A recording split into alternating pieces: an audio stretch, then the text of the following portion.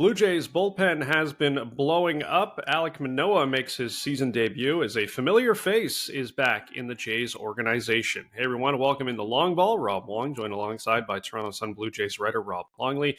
And Rob, earlier this season, the pitching was great and the offense struggled. Now the offense has started to improve, but the bullpen is faltering. The Jays currently have the worst bullpen ERA in all of baseball at 5.31. How concerned are you about this pen? I would be quite concerned, Rob. You know, as I wrote in my column in today's Toronto Sun, it was like, what now or what's next, really? Because it seems like if it's one thing that's not going well, it turns into something else. Hitting is still a concern, but now the bullpen is a real concern with this team because starting pitching is already, feeling stressed about not having run support. Now they have to feel worried about getting deep into games because the bullpen isn't capable right now of holding leads. And it happened quickly. Chad Green went to the IL. That's not a whole lot you could do about that. Jimmy Garcia, who was pitching probably as well as he had at any point in his career, you just had to wonder when that velocity was going to maybe cause some damage. And sure enough, it has, and he wasn't available on the weekend. And then what do you have? Tim Meza hasn't been decent all year. Nate Pearson had shown some flashes, but has been horrible in his last three starts. Eric Swanson hasn't been anywhere near what he was last year as a key arm in that rotation. And I'm here to suggest that even Jordan Romano hasn't been the shutdown closer that he has at earlier points in his career. So is it a crisis in the bullpen? Well, it may not be that just yet, but it's inching towards that. And that's a real concern for this team, where pitching, both starting and relieving, was a clear and sufficient strength for this team in 2023. Yeah, it absolutely was. It carried the mail for a large part of the season. Yeah. Meanwhile, we saw Alek Manoah make his season debut, went 4 innings against the Washington Nationals, giving up 7 runs, 6 of them earned, 2 home runs, 4 walks, did strike out 6 batters. It got off to a decent start, Rob, but really unraveled later in that game. What do you think the immediate future holds for Alek Manoah?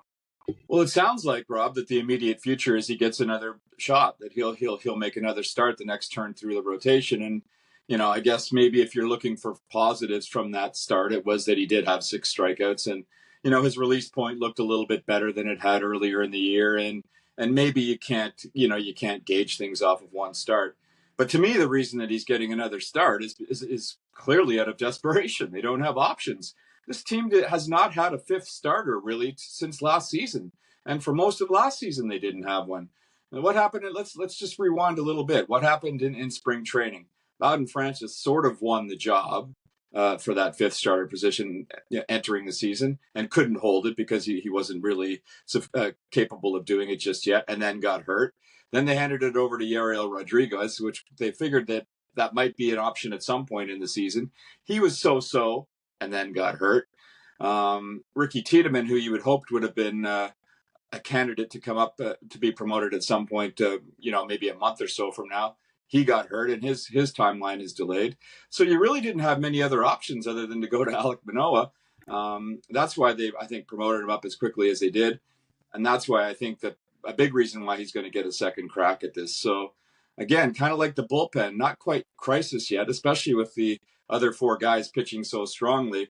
But I've talked to each of those guys extensively, and they admit that being part of a 4-man rotation for the better part of a month last season was a real drain, both physically and mentally. And it's very hard to do in today's baseball to function with a 4-man rotation, even when the team has a couple days off, as it does this week. So desperation time, and kind of a hope and a prayer that Alek Manoah can get it together and at least be functional, a functional 5th starter in that rotation. Yeah, and as you've laid out, because of the issues with the rotation right now, the Blue Jays have looked to some free agents, and reports suggesting on Monday that former Blue Jay Aaron Sanchez has signed a minor league deal with the Blue Jays. He'll report to AAA Buffalo and work as a starter. I guess this is, as we talked about, sort of the state of the rotation right now with all the injuries and underperformance they're dealing with. Yeah, I confirmed that deal with some of my sources last night too, Rob. And it's, Aaron Sanchez was once going to be the star of this rotation back in the back in the last decade, and got injured and never really recovered from it. This really smacks as a hope and a prayer signing. You hope that maybe he can recover some of that form that made him one of the brightest young pitchers in the organization. But he's 31 years old now. He didn't pitch anywhere out of the minor leagues last season. Hasn't pitched in the big league since 2022. I guess you sign him to a minor league deal and you send him to Buffalo and see if he has anything, and can offer maybe a short-term solution. But yeah, really, to me, a hope and a prayer kind of signing. Desperation time for this team, looking for any kind of arm that can help them in any sort of way. Yeah, a lot of holes to patch right now with this Blue Jays rotation and the bullpen. We'll see how it goes. Blue Jays starting up a series against the Phillies on Tuesday night. As always, leave your thoughts in the comments section below. You can find all of Rob's Blue Jays coverage at the Toronto Sun.